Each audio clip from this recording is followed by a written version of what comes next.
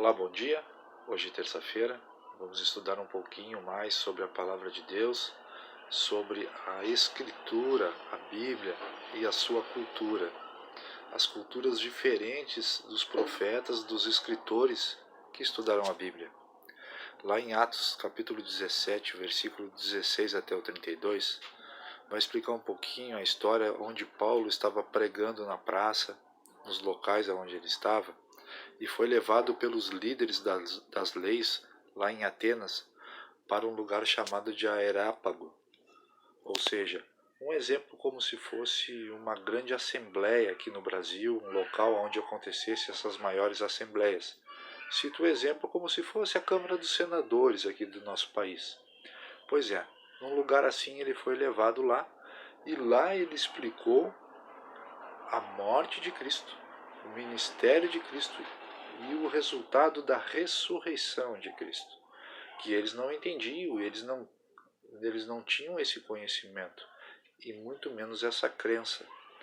Só que aí Paulo, em vez de falar da maneira que ele estava falando nas praças, nas casas, ele falou de uma maneira diferente, de uma maneira mais catedrática, mais culta, para que eles pudessem entender.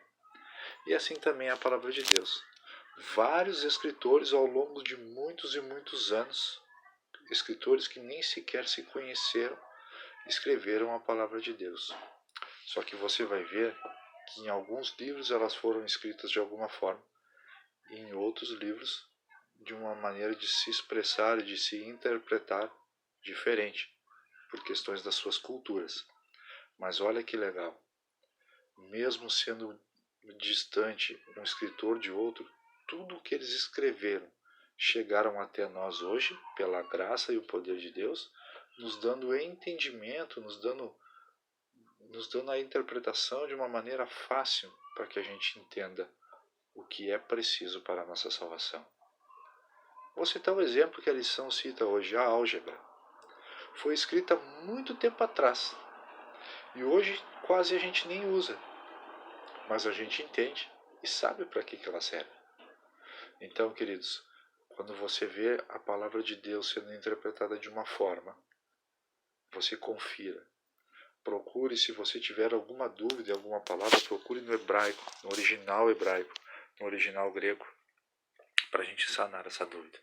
Mas não esqueça, cada dúvida que você tiver, busque a Deus em oração. Estude a Bíblia em oração, que Deus vai dar o entendimento para você. Tá bem? Fique com Deus e bons estudos.